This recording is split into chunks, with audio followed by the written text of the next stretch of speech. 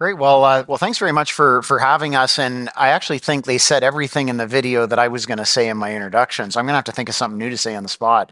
Look, just before I introduce the panel, the Canadian Nuclear Isotope Council and the Toronto Global Forum, we wanted to make a special announcement today. And on many of your chairs there, you'll see a blue report. It's called Isotopes for Hope. And really what this is it's an update on our recommendations. And the video that you saw earlier there came from a release of our Isotopes for Hope campaign that we launched at the Empire Club of Canada in March of this year. And for all intents and purposes, the purpose of the report was really to take a step back as a country here in Canada and reflect on the historic leadership role that we have played for really half a century in the production, the distribution, and the use of medical isotopes. And what I always like to say is, when you think of modern healthcare, oftentimes in the panel I was on earlier today, we talk about the role of energy in our society and in our country. Medical isotopes are the modern form of energy for a resilient and effective healthcare system. Medical isotopes are used to diagnose cancer. They're used to treat cancer, and they're used to sterilize medical equipment that you can see in any hospital, any operating room, any dentist's office. And medical isotopes keep us safe when we're having access to healthcare. So for 50 years, Canada has played this role. And if we look at the unique assets that Canada has from coast to coast to coast, whether it's in the production of medical isotopes through our cyclotrons, through our research reactors, through our power reactors, whether you look at the distribution and the processing of isotopes from across the country. Whether you look at the research institutions that research and develop the use of medical isotopes, or many hospitals and healthcare facilities, many right downtown Toronto here, and I'll introduce Dr. Rebecca Wong in a few minutes, that use isotopes and effectively diagnose and treat cancer. It's a real Canadian success story. But what's most important is that we don't rest on our laurels. The world is the demand for medical isotopes is exponentially growing. And so we wanted to lay out an ambitious vision for Canada that by 2030, through our Isotopes for Hope campaign, we would double the production of medical isotopes. And it's always good to release reports and put recommendations out there, but what is most important is that something happens with the recommendations. And so today we're pleased to announce a progress update on all of those recommendations. And we really want to use today's panel discussion to talk about what those recommendations are and what many of the leaders up here on the stage are doing. Because it's not the report, it's not the CNIC doing this work, it's Canadians from coast to coast to coast. But one of the most important things I'd ask you to always remind yourselves of as we're talking about this topic is that throughout our lives, whether it's ourselves, our loved ones, our family members, colleagues, people in the community, every single one of us will be touched with cancer in our lifetime. And that's just not here in Canada. We're fortunate to have a fantastic healthcare system, but everywhere in the world. And unfortunately, there are many people in the world that get that terrible news for themselves or a family member and don't have access to the kind of treatments that we do here.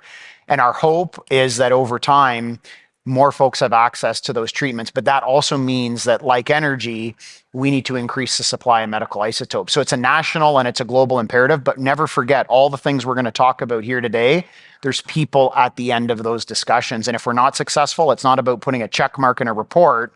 It's about life and death. Does somebody get access to a cancer diagnostic or treatment? And that's what we're going to talk about today. So I'm now going to jump into the panel discussion. I do want to introduce a number of very impressive individuals that are up here on the stage with me here today. To your right, to my left, is Pam Damoff, a member of Parliament. But more importantly, the best way of introducing Pam is she's an outstanding champion for families and kids who are battling cancer. Has been engaged very heavily in our nuclear industry here in Ontario and here in Canada, and one of our greatest supporters of Isotopes for Hope. So welcome, Pam. Thank you. David Harris, he's the president and CEO and co-founder of Kinetrix. Kinetrix is a global engineering and nuclear services company, but I'll let David certainly speak for his organization later, but they're also a partner in a joint venture called Isogen, who has really led the way in terms of a production system of what we call a theranostic. And I'll let Dr. Wong explain a theranostic to you a little bit later. We also have with us Chief Nadjawan. He is the chief from the Nawash unceded First Nation on the Bruce Peninsula. And between the Nawash unceded First Nation and the Saugeen First Nation make up the Saugeen Ojibwe Nation. My wife and family live in Port Elgin, Ontario. As was mentioned in the introduction, I work for Bruce Power, both where I live and I work every day. We are on the traditional territories of the Saugeen Ojibwe Nation. So welcome, Chief Nadjawan. There's also a very unique link to the Saugeen Ojibwe Nation and isotopes that we are going to let the chief speak about. And last but not least is Dr. Rebecca Wong.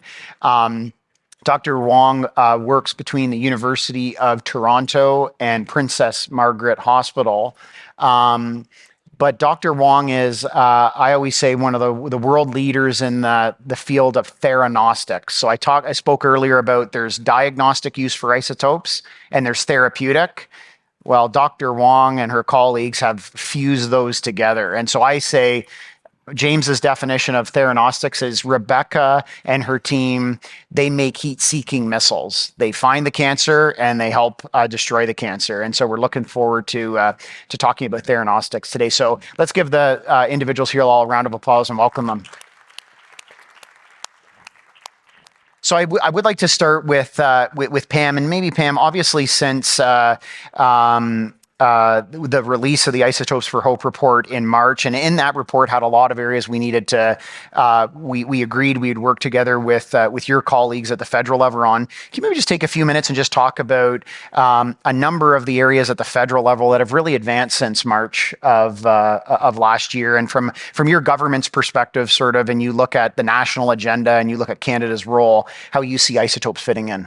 Well, thank you, James. And your advocacy and those that you work with has been instrumental in doing this. As you were talking, I was thinking it's pretty incredible that we're just 6 months away from the launch of the report. And already you've got an update with the really incredible work that has been done in a short time. When you're talking about government, things tend to be extremely slow. But certainly the investment of $35 million in the Canadian, now what was it called? Canadian Nuclear Isotope Ecosystem. That we announced at Bruce Power this summer, and I know Chief Greg, you were in attendance. We had dinner together afterwards, and it really has moved the dial when it comes to medical isotopes. We've also seen a positive shift in our federal government and amongst my colleagues around nuclear energy in general. And we have a nuclear caucus. We've been to Bruce Power. We got to see the lutetium being produced there. Just the incredible work that's being done. And I think you're starting to see a shift towards more support for nuclear in general, but also how Canada can be a leader when it comes to medical isotopes. Given the war in Ukraine, we want to bring a focus away from Russia and move it to Canada. I think Canada is uniquely positioned in the world to really take back that leadership role that we had and really own it. I was saying this morning at another conference I was at, we're too humble as Canadians, and we need to be really loud and proud of the work that we're doing. And when it comes to medical isotopes, Canada is a leader, and we can really grab that and make a lot of progress on the work that's being done on medical isotopes. That's really well said, Pam. And one of the areas I do want to give Pam some very direct recognition on is following the launch of the Isotopes for Hope report in March. Pam stood up in the House of Commons and actually made a member statement in support of what she just articulated there. And I can't emphasize enough how important that is at the national level in the House of Commons, but most importantly, talking about a topic that we can all agree on. Right? There's so many issues now that in our public policy debate that let's be honest, are divisive. this is something we can unite on. And I really do appreciate all of your leadership in that statement in the House. Maybe I'll move over to David Harris. So David, you're the as president and CEO of Kinetrix. You're obviously the co-founder of Isogen. Can you really just talk about what motivated you and Framatome to come together and create Isogen? Obviously, it was a very significant, I think to call it a new venture would be underestimating the leap that your organization took. So maybe you can just share with the crowd here and the conference, what drove you to create Isogen and what's your kind of status report? How do you think it's going? So what drove us to invest in lutetium? I remember sitting on a plane and reading a market survey about lutetium, what it can do, the benefits it can add, and how it can be produced. And I was enthused. I was enthused partly because it uses some of the unique benefits of the CANDU reactor. CANDU reactors, they have online refueling, so they operate for a long period of time. That's really important for the medical world because they want continuity of supply. So it's got that going for it. It's got a calandria that operates at nearly atmospheric pressure and temperature. It's easy to get isotopes into and out of again. Much easier than pressurized water reactors. And not getting too technical, but the spectrum of neutrons that it's got are very good at producing lutetium, better than light water reactors. They go slower and there's more of them, to put it in layman's terms. So it seems to me that CANDUs have got some unique benefits. But any investment requires some confidence of return. And honestly, what gave me confidence in return was, one, the enthusiasm of Bruce Power for this, and kudos to Mike, kudos to James and the team that they are willing to move away from producing just low-cost, affordable, carbon-free, dispatchable electricity. That's a big tick. But to actually produce life-saving medical isotopes. And kudos also to our political friends, both at the provincial and at the federal level, because without some confidence that the reactors are going to operate for the long term and be refurbished, private companies like Framatome and Kinetrix don't invest in these sorts of things. And I think it's the unique coming together of those things that's allowed us to create a joint venture partnership that is going really well. You asked how it's going. We've never missed a shipment. That's important. Think of yourself as a surgeon waiting to give life-saving isotopes to a patient, and there's no isotopes.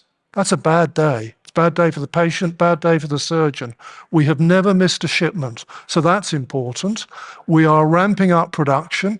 We are ramping up production exponentially, and frankly, I just see the opportunities growing, and Bruce Power, Framatome are behind that to invest in that growth. So, David, I think that's a great overview. And one of the things I always say is every single day I can go into the office, and there's somebody that wants to meet with me about a great idea. Every day, I could actually fill my schedule up every day with pitches. The one differentiator between people who come in with great ideas that move forward and great ideas that don't move forward is very few people come in and put their money where their mouth is. Very few people come forward and say, we have an idea, we want to put our money behind it, and we're committed to it. And that's really what David and his team did between Framatome and Kinetrix. They didn't only say, we want to build a system and we'll send you a bill. It was, no, we are going to build a system. We are going to pay for it. We want you to provide us the reactor, but this is what we want to do. And that leaves, people give Bruce Power a lot of kudos for that. But if you really just think about that dynamic, if somebody comes into your office and tells you that, what is your level of confidence in what they want to do on your site? It's very high because they're spending their own money. And if it doesn't work, we're not producing anything. So I really want to give David a lot of kudos with that because, this had never been done before at scale. We forget about that. You know, Pam, you talked about as Canadians, we're very humble, which most of the time serve us very well. But there are times where we do not talk about it enough. And this is the first time in a commercial CANDU reactor we've produced a high volume, short lived medical isotope on a consistent basis. And it's been now almost a year to the day of steady production.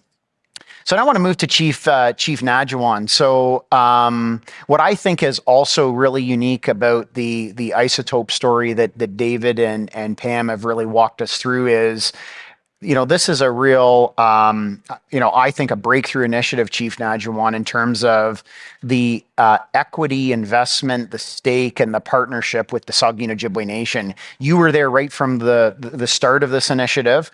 Can you just maybe just share with the audience and the panel here, you know, why was this something that you wanted to pursue? I mean, you like many chiefs get many incomings of ideas, and why was this one that you were so keen to advance and provide leadership?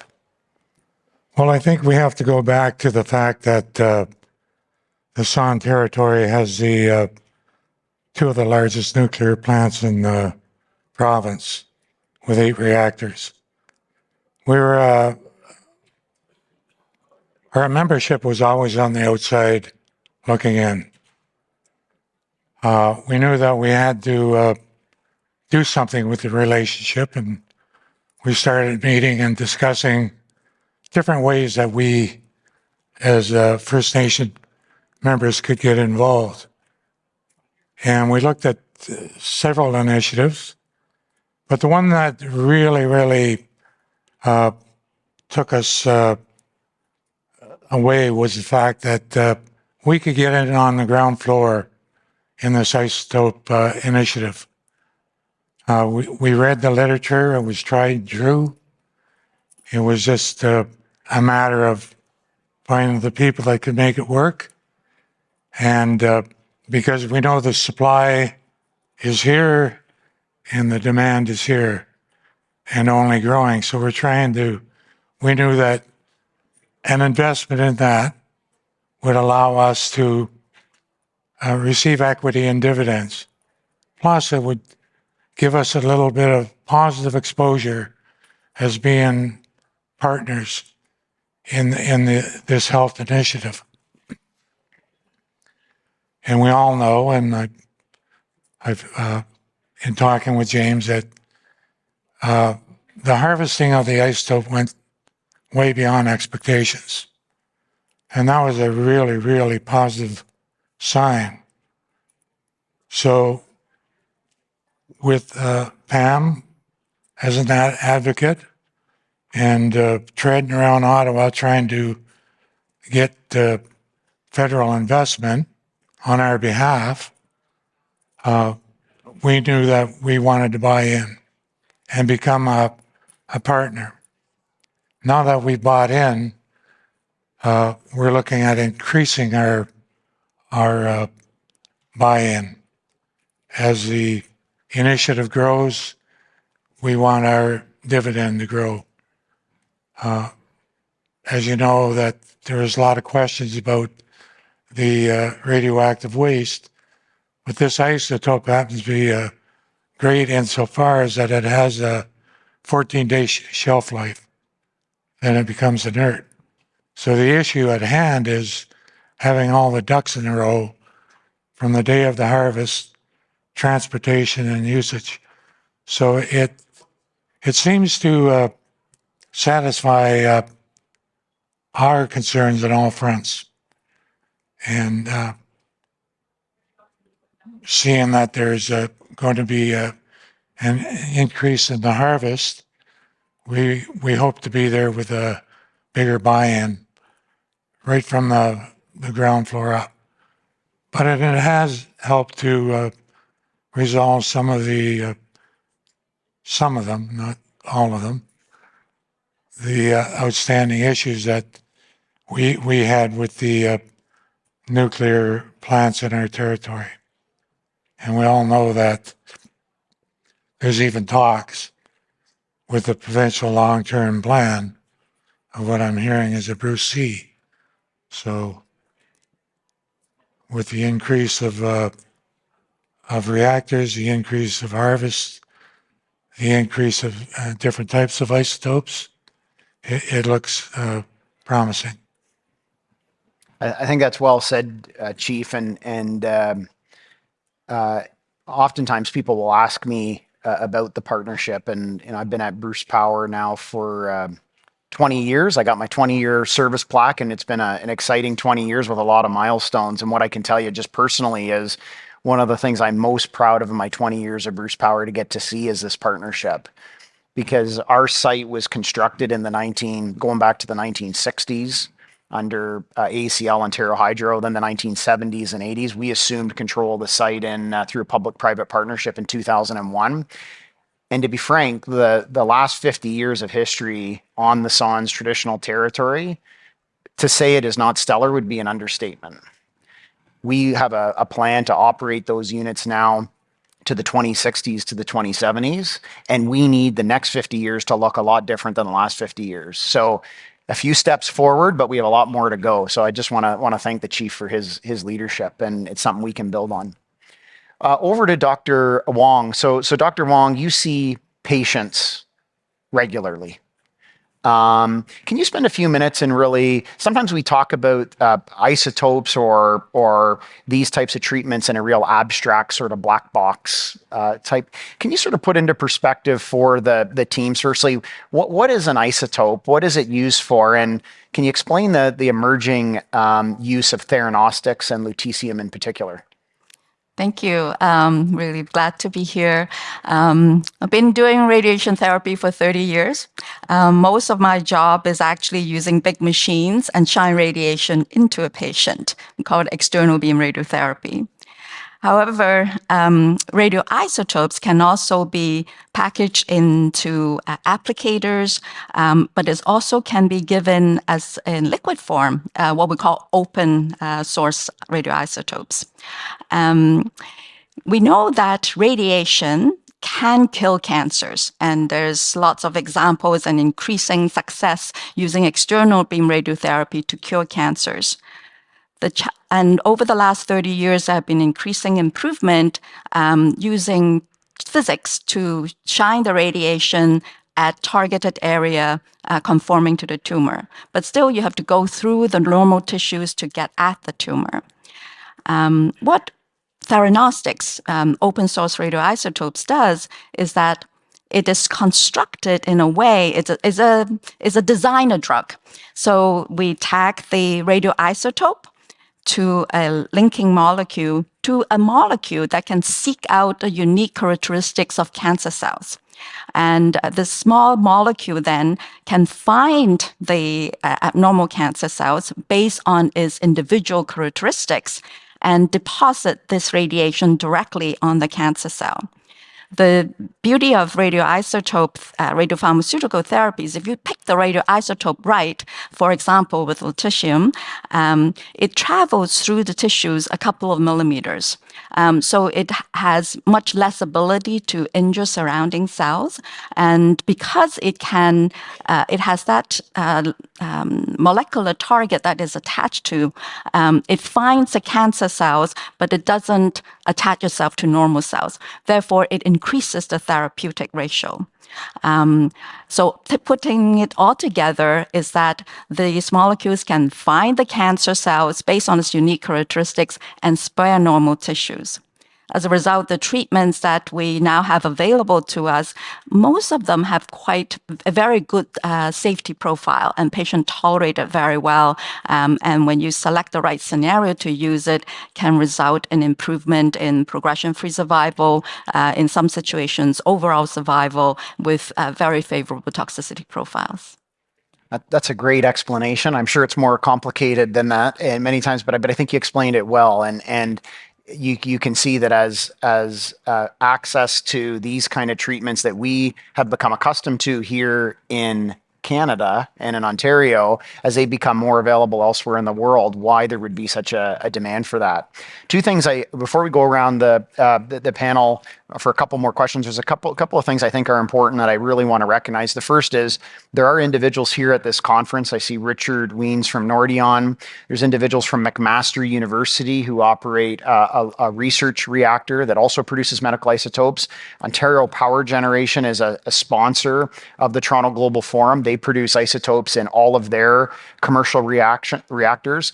And we also have Triumph Innovations based out of British Columbia, who through cyclotron technology also produce life-saving medical isotopes. What Rebecca just described was the driver behind an added recommendation that we added into this update. And one of the additional initiatives we are going to undertake as the Canadian Nuclear Isotope Council is to work with the International Atomic Energy Agency on something called their Raise for Hope campaign. By the way, I think we came up with our Hope title first. But anyway, it doesn't matter. It's all a good cause. But their Raise for Hope campaign, and really what that is about is getting into developing countries elsewhere in the world that do not have access to what we do and determining how we can make that technology safely available to developing countries, so people in those developing countries, when they get that terrible news of cancer, they have a fair shot. And so you'll see that has been added to the report. I'm now going to move back to David. And so David, Kinetrix does work all over the world. Can you just talk about how you view the global demand for medical isotopes? And I think, and even putting it in business context, right? Like when you as a company, you want to be in an area where the puck is going, as they say here in Canada. How do you view the global market for isotopes?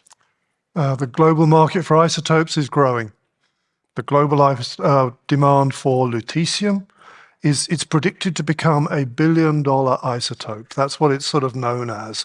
And that is a huge amount of supply, amount of demand for lutetium.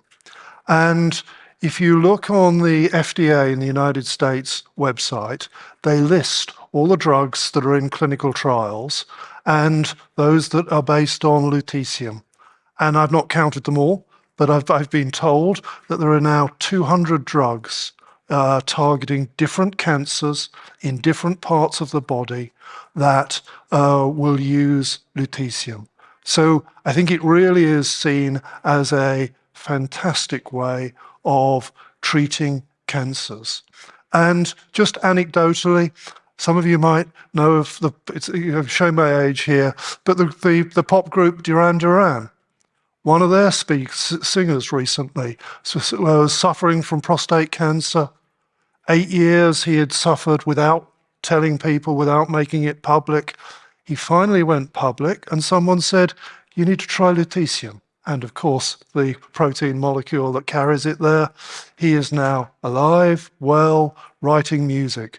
And I just think that that's going to be one of so many stories of individuals whose lives are being saved by lutetium. Quantifying it, James, I mean, we are working with Bruce Power to double the capacity of what we've already installed. We're already looking at doubling it again in terms of the capacity. And, I think we have a common vision with Bruce Power. They have 8 large units there. Wouldn't it be fantastic to be producing medical isotopes on all 8 of those? And I don't think that's fantasy. I think that could become a reality. And to do that, we've got to be brave. We've got to move quickly. We've got to show the rest of the world that they don't need to set up shop elsewhere, that Bruce Power has the most accessible neutrons anywhere in the world. And if you look at a map of sort of the world, we're all used to seeing oil and gas, and we're used to seeing Saudi Arabia with all the oil and Russia with all the gas. But if you do that same map for neutrons, Bruce Power is the Saudi Arabia of neutrons.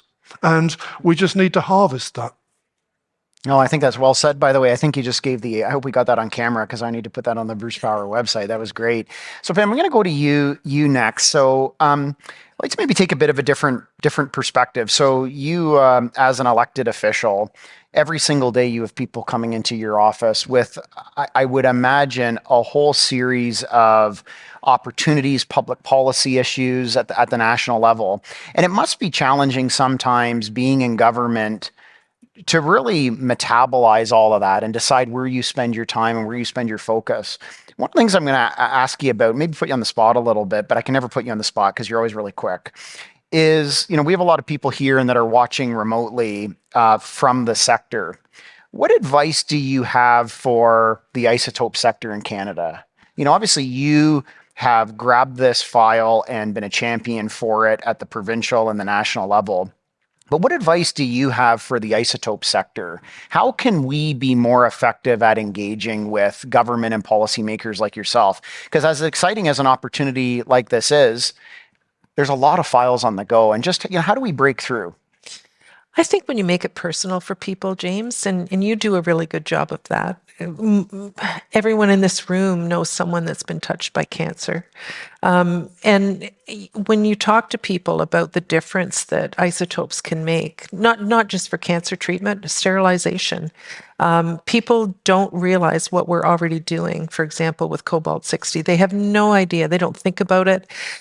But when you talk to people and you say, I'm sure you've been touched by cancer, I'm sure you've been in a hospital, and then it becomes very personal for them. And I will say, with the Isotope project, I have to give a shout out to Pat and coming into my office. And at the time I was parliamentary secretary at Indigenous Services. So Chief, they thought that maybe Indigenous Services had money for you to participate. And I went, no, we're building a water plant in his community, but really just, making it so that people feel compelled to be part of it. And I think right now being, David spoke so eloquently about being at the forefront of this. And so did the chief about, this being on the ground floor. People are excited to be part of something that's growing and is successful. And I think there's a real opportunity to say, look at, with a little bit more investment, with a little bit more push from the government, we could be part of it. I'm thinking, as you were talking, let's get the fellow from Duran Duran to be part of the Rays of Hope thing. Seriously, I'll come to his concert. But yeah, I think making it personal and making feel like that people feel like they have ownership of the file and that it can make a difference in their own lives. I think it's something that is quite compelling. Pam, I think that's well said, and I do want to give kudos to Pat Dazell, our executive director of corporate affairs. He's just been a strong champion, and we come up with crazy ideas and we pass it over to Pat, and he makes them happen inside Bruce Power. So I like that kind of dynamic. But the one other point too, Pam, that I think really builds on that is in addition to making it personal, is there are very few things in the world where Canada has a niche, unique position that nobody else does. And one of the things that we talked about when we released this report in March is, if let's say Canada decided not to pursue any of this, but that'd be crazy, but let's just say for argument's sake we did. There are no other countries in the world that have the kind of infrastructure that we have in Canada. A fleet of redundant CANDU reactors, partnerships with research reactors, cyclotron technology, the kind of research and medical institutions that Dr. Wong works for, the kind of partnerships we're talking about. So, as Canadians, there's also an obligation around this. It's not just a nice to have. There's an obligation for us to help people. And if we don't do this, it means we are going to have a shortage of global medical isotopes.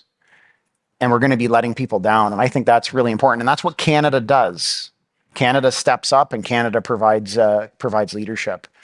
Just the uranium. Absolutely. The whole supply chain's here. Yeah, and I mean, we've talked about this a lot, but economic reconciliation with First Nations, there's still a lot to do. That was one of the selling features for me on this project, was how do we empower First Nations to be able to be part of this and take control and be able to economically benefit from something in their territory. So, when you talk about all the pluses that we have with isotopes, it's huge. It's absolutely huge. Absolutely. Yeah, and it's made, as we say, made in Canada, made in Ontario. So back to you, Chief Najawan. So looking ahead to 2030, we talk about the Canadian Nuclear Isotope Council vision here of doubling production as a country by 2030, and that role that I think Pam and David have really well articulated globally. What would be your vision from a SON perspective by 2030? Where would you like to see this? By the way, 2030 seems like a long way off. We're almost at 2024. But Chief, if you sort of look ahead as aspirations for your community, what does that hopeful future look like to you? Well, it's already been shared that the isotope does have a realistic longevity. Because we're in on the basement floor, mind you, not at the place we want to be, but we're going to work towards that. I feel that it's a good time for this discussion because, as Pam said, until we have a social economic foundation, we have a hard time moving forward, especially with the obstacles that we've worked through. So this will allow us an opportunity for own source funding. It'll be an initiative that is recognized not only internationally but nationally and locally, the whole 9 yards. I think the more I learn about it, the more I read up on it, I see a very bright future, and we would like to position ourselves to be part of it, and are positioning ourselves to be part of it. So I think it's I think because of when we started, it was a form of truth and reconciliation, a long time coming, mind you. But I do think that we'll get further ahead with a teaspoon of honey than we will with a truckload of vinegar. You know what I mean? Working together, and I've got to know part of your team. I know the sincerity of the team. And I think that's what it's going to take. And I think you're hearing a lot up here, whether it's with government, whether it's with Indigenous communities, the medical community, private sector companies. You're hearing the word partnership a lot. And I think what's really important is once you have a strong partnership, you always stick together. And there's zero. I can tell you, speaking for Bruce Power, there's zero question in my mind who our partners are going forward, and they're on this stage. It's not we have to rediscuss what we're going to do. We're going to stick together and we're going to keep moving it forward. And we're in it together. And I want to move back to you, Dr. Wong. David Harris talked a lot about as he sort of looked at the FDA list of drugs in the pipeline. Can you just talk about? You explained previously what a theranostic is. Where do you see the greatest growth in theranostics and isotopes like lutetium-177? Like if you sort of fast forwarded to 2030, and if we were having this discussion in 2030, what do you think we would be talking about beyond neuroendocrine tumors now, which I know is the focus, prostate cancer is the focus? What else will we be talking about in 2030 on theranostics? Yes, I think the opportunities are tremendous. The number of molecular targets that we can identify is grown exponentially. So we all know that a breast cancer patient with the same pathology on the slide could behave very differently. And it's because of these molecular characteristics that make them behave differently. And for many other cancers, it's no longer one colorectal cancer, one lung cancer, is actually 20, 30 different kinds. And now we can identify these characteristics and be able to create the radiotheranostics that target them differently. The drugs that has now been approved for clinical use by FDA, by Health Canada, are in patients with metastatic disease. So the beauty is that you inject the drug goes everywhere and can target wherever the cancer cells are. What we are expecting is that while us be able to target different cancers, we'll be able to move it earlier in the disease trajectory. So instead of seeing a lot of spots of cancer, we can use it in an intelligent way and convert patients who are at very high risk of recurring into curative patients, and also in patients who have metastatic disease that currently will tell them it is not possible to be cured, turning into curative therapies. I think that at the moment, the way that we are using radiopharmaceuticals are really at a very fundamental level. Everybody, the way that this is marketed is everybody got the same dose, 200 millicurie. But there are lots of answers that we can seek out that would actually improve the therapeutic ratio significantly. Perhaps giving them a little closer, perhaps looking at how the patient's tumor respond and how quickly they shrink. Maybe we can give less, maybe we can give more, and tailor it to the patient's individual tumor. Again, reducing toxicities and improving therapeutic ratio. The other aspect that we can expect to maximize the therapeutic gain is combining with other treatments, such as immunotherapy, targeted therapy, unique forms of radiotherapy, so we get the most mileage out of the radiopharmaceuticals that is available to us. So in 10, 20 years, I expect to be talking about it in a curative setting and also combining it with other therapies to improve what we can offer our patients. No, that's fascinating, and just think about that when they talk about 200. When David talks about 200 drugs on the list, that is an extra tool in the toolbox, and every single one of those to treat a type of cancer. It's truly remarkable. A couple of people I do want to recognize who are here: Andrew Teal and Melody Greaves. I just want to let's give them a round of applause. They make up the small but mighty and agile Canadian Nuclear Isotope Council, and we want to grow the Canadian Nuclear Isotope Council. I mean, this is an organization we started from nothing 5 years ago, and when you talk about the opportunity up here, this is an organization that we want to continue to grow and expand, and alongside the opportunity, because without an organization like the CNIC, there's nothing that brings the whole sector in Canada together. There's nothing. And I think it goes to Pam's original point, which is, what do you mean we have this gem and we're not talking about it? We're not expanding it. And so, but I do want to thank Melody and Andrew in particular for their work on this. I get to talk about it but they actually do all the work and do just a brilliant job. Pam, you talked earlier about the supply chain in Canada. And I know you recently toured the Cameco mine in northern Saskatchewan. Great success story, also in terms of, I believe, 65% Indigenous employment in the mines in northern Saskatchewan. When you think about this from now an energy security point of view, and your government and you in particular have been strong supporters of the nuclear industry as one of many contributors to fighting climate change, how do you think this discussion changes the strategic equation around power generation?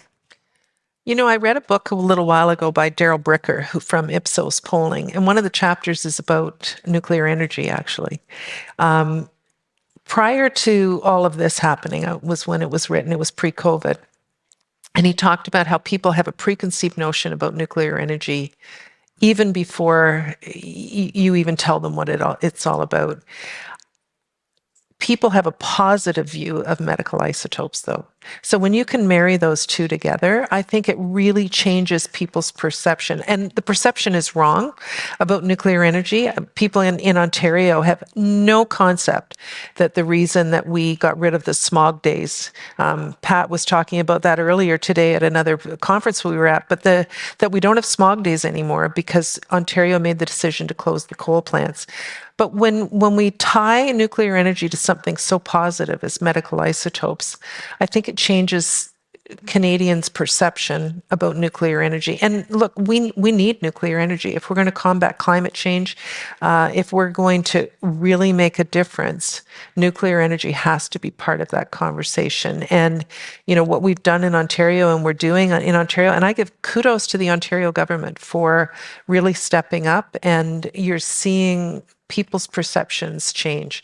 quite quickly too. Even people who are not fans of nuclear energy are now going, well, maybe it has to be part of it. But I think with medical isotopes, my gosh, when I hear Dr. Wong talk about this, it gives me goosebumps to think, and David as well, 200 drugs that could be treating cancer, and to think of cancers that have spread to other parts of the body, and these isotopes can, go in there like heat-seeking missiles to the bone and the lungs and the prostate at the same time. My gosh, isn't that exciting? Like it just gives you goosebumps to think of the difference it could make. So I do think, nuclear energy is such, you use the words and I'm not going to try and repeat them, but it's clean, affordable, and it's something we need moving forward to combat climate change. And tying it with isotopes, I think it helps to move that public perception along.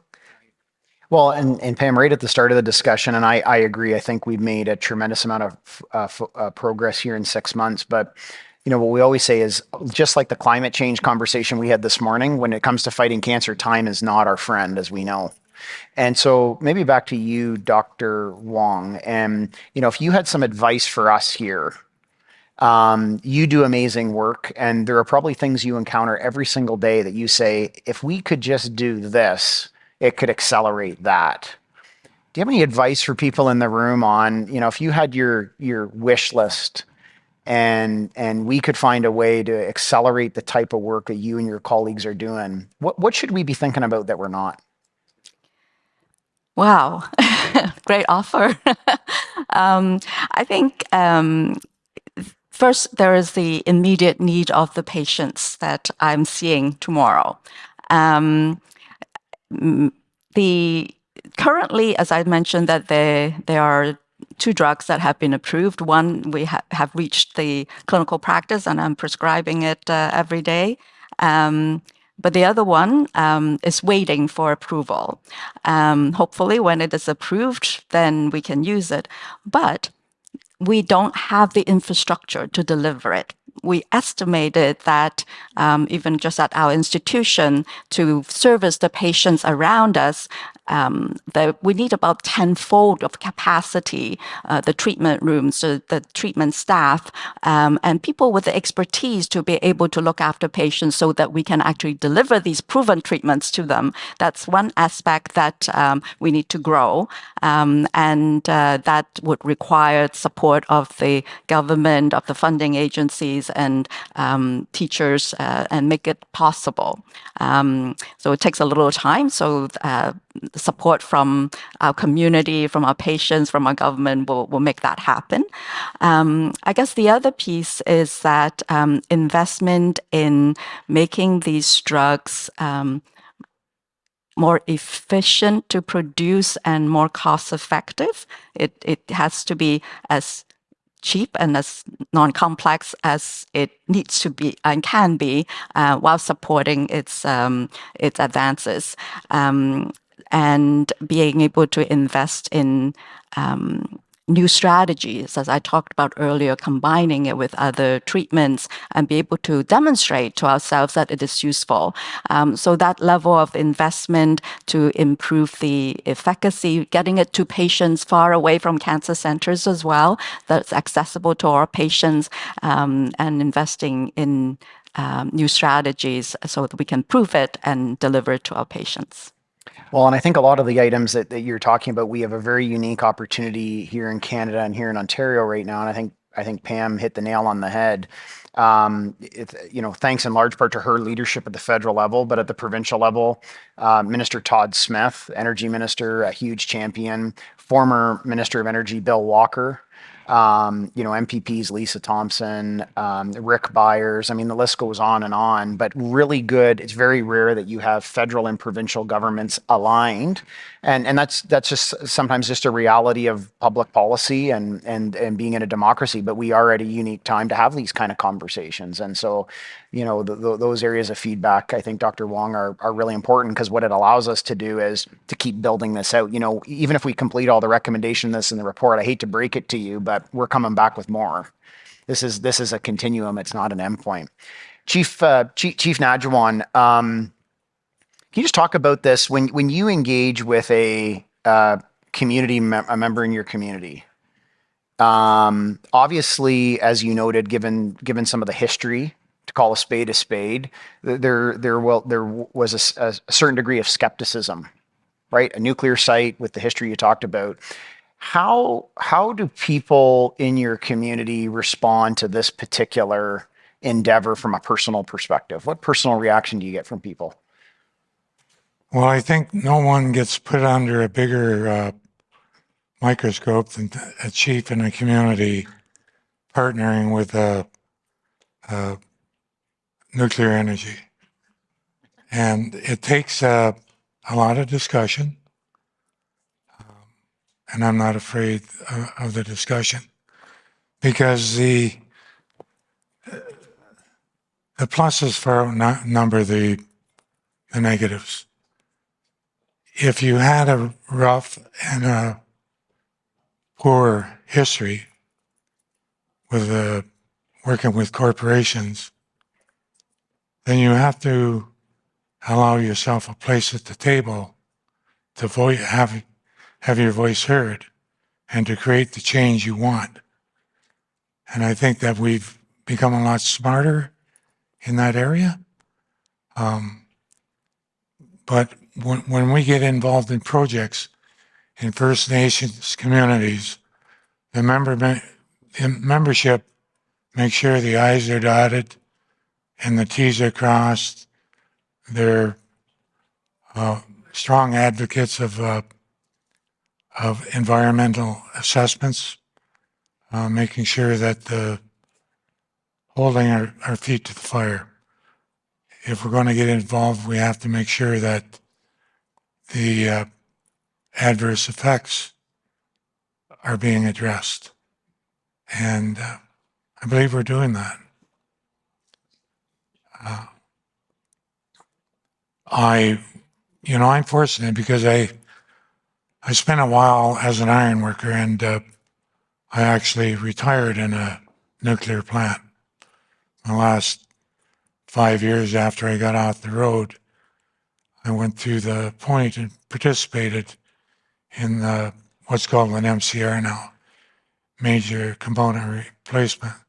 So I'm no stranger to a reactor or a vault or a fueling bridge or a fueling machine. So I'm one of the elders at the table. I'm still in pretty good health. So I like to dismiss the boogeyman theories and talk about clean energy. And clean energy comes in a lot when you're talking about climate change, global warming. How do you address that? You have to use the best technology available. And I think that's what we're doing. We're involved in this partnership. We've got our irons in the fire on a couple of other initiatives. And like I said, we spend a lot of time looking at the projects. How can we make them better? As long as we're at the table, we have the opportunity to do that. And I thank you for allowing us the opportunity to participate. I thank Pam for her advocacy, and because rhetoric gets us nowhere, results do. Yeah. So thank you. Thank you for coming up with and pursuing the technology. So we all play a part.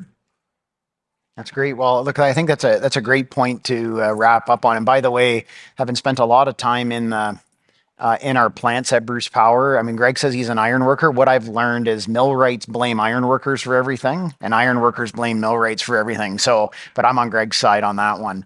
So I know we're out of time. I just want to leave everybody with two thoughts. The first is it's a bit of a pitch. And in November of 2021, there was a motion introduced in the Ontario legislature that passed unanimously in support of isotopes as part of Ontario's, strategic vision. Next week, we expect the MPP for Bruce Grey Owen Sound, Rick Byers, to be introducing a motion in Ontario to incorporate this into Ontario's life sciences strategy. And you'll see that reflected in our report there. It's similar to what Pam carried out at the federal level. You'll see the Canadian Nuclear Isotope Council put out information on that.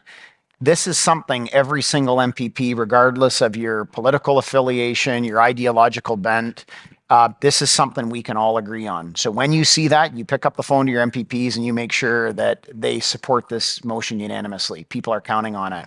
And the final thing is, I just want to thank Mr. Clark and the team here at the Toronto Global Forum. They're just a fantastic group to work with.